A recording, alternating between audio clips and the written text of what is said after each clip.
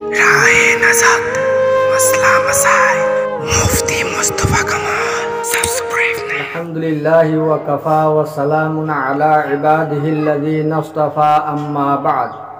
আমার কাছে এক ভাই জানতে চেয়েছেন যে হাদিস কাকে বলে এবং ইসলামে হাদিস অস্বীকারীর বিধান কি।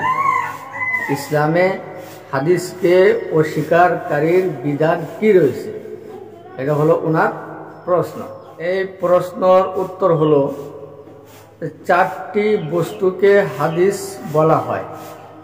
চারটি বস্তুকে হাদিস বলা হয়।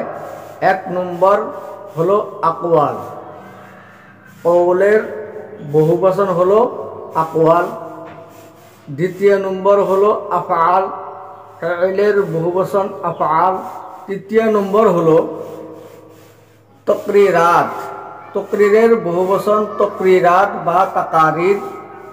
আর চতুর্থ নম্বর হলো আওসাফ, ওয়াসফের বহুবচন হলো আওসাফ।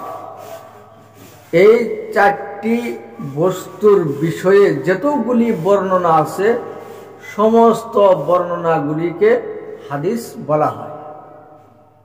এখন কথা হলো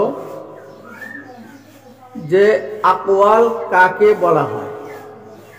আকওয়াল বলা হয় হুজুর আকরাম সাল্লাল্লাহু আলাইহি ওয়াসাল্লামের বাণী সমূহ। হুজুর আকরাম সাল্লাল্লাহু আলাইহি ওয়াসাল্লামের বাণী সমূহকে আকওয়াল বলা হয়।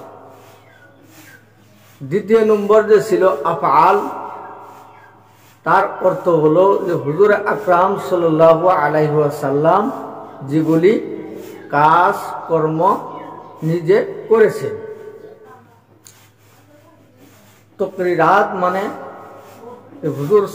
হুজুরে আকরাম সাল্লাল্লাহু আলাইহি ওয়াসাল্লামের সামনে অথবা হুজুর আকরাম সাল্লাল্লাহু আলাইহি সাল্লামের জ্ঞাতার্থে অথবা হুজুর আকরাম সাল্লাল্লাহু আলাইহি ওয়াসাল্লামের পরিবেশে যেগুলি কাজ কর্ম করা হয়েছে, কিন্তু হুজুর আকরাম সাল্লাল্লাহু আলাইহি সাল্লাম সে কাজ কর্মগুলিকে কি করেন নাই, নিষেধ করেন নাই।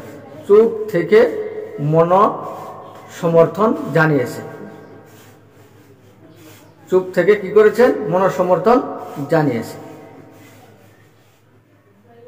আওসাফ মানে হুজুর আকরাম সাল্লাল্লাহু আলাইহি ওয়াসাল্লামের দেহ মুবারক, আকার আকৃতি এবং স্বভাব চরিত্র। যে হুজুর আকরাম সাল্লাল্লাহু আলাইহি সাল্লাম দেখতে কেমন ছিলেন, হুজুর আকরাম সাল্লাল্লাহু আলাইহি ওয়াসাল্লামের দাঁত মুবারক কেমন ছিল, নাক মুবারক কেমন ছিল, চোখ মুবারক কেমন ছিল, হাত মুবারক কেমন ছিল, মাথা মুবারক কেমন ছিল। এই চারটি বিষয়ের যতগুলি বর্ণনা আছে সমস্ত বর্ণনাগুলিকেই কি বলা হয়, হাদিস বলা হয়। আর এই হাদিসকে অস্বীকার করনেওয়ালাকে ইসলামে কাফির বলা হয়। অর্থাৎ হাদিস অস্বীকারীকে ইসলামে কাফির বলা হয়। আল্লাহ তাবারাকা ওয়া তাআলা সহি দিন মোতাবিক আমাদের সকলকে চলার তৌফিক দান করে।